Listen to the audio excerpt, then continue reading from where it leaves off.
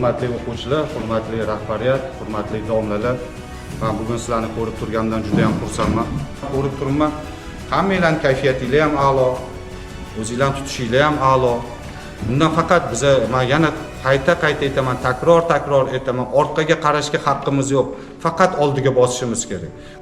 Ruxsat bersanglar, o'zinglarni qiziqtirgan savol va javobga o'tsaydi, kelajakda nima qilmoqchisizlar, mendan nima yordam, davlatdan nima yordam, agar shu o'zinglarni qiziqtirgan savolinglarni bersanglar, mana bugun tashkilot rahbarlarimiz ham kelgan, mana sportni rahbari shu yerda, bankni rahbari shu yerda, mana yoshlar agentligining rahbari shu yerda, mana mahalla yettiligiga o'tirishibdi. Ruxsat berasizlarmi, qisqa qilib savol-javobga o'tamiz.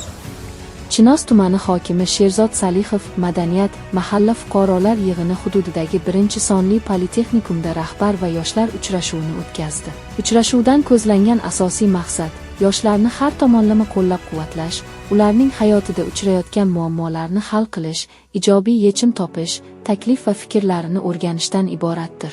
Uchrashuv ochiq muloqot tarzida o'tdi. Tuman hokimi bugungi kunda yoshlarga yaratilayotgan imkoniyatlardan samarali foydalanish, yanada g'ayrat va shijoat bilan olg'a intilish lozimligini ta'kidladi. Uchrashuv davomida yoshlar tomonidan ta'lim kreditlari, ishga joylashtirish, mahalla hududida futbol maydonchasini qurish, tumandagi sport maktabida qo'shimcha sport to'garaklarini ochish va darsdan tashqari IT sohasida o'qish masalalari bo'yicha murojaatlar qilindi. Murojaatlarning aksariyati joyida hal etildi.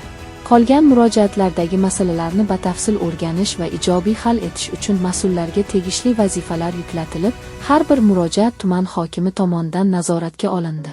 Tuman hokimi Sherzod Salixov uchrashuvda yoshlarning iste'dodi va tashabbuslarini rag'batlantirish, hayotda o'z o'rinlarini topishlariga doimo yordam berishga tayyor ekanligini bildirdi. O'zim O'zbekiston bo'yicha Osiyo bo'yicha chempion bo'lganman. 4 marta Osiyo chempioni, 16 marta O'zbekiston chempioni. Jahon chempionatlarida ishtirok etganman. O'shga kirsang, o'zing trener qilib joy beramiz. Bo'ladimi? O'zingni trener qilamiz, mana yoshlarimizga o'zingga o'xshab tortasan hammasi. Xohlasa agar bizga anaqasini dokumentlarini olib borsalar, o'zimiz ishga olamiz, yordam beramiz. Bugun borsa, o'qishni bitirib, bugun ishga olasan, olamiz. ishingdan tayyor. Ishdan chiqqan muammo yo'q.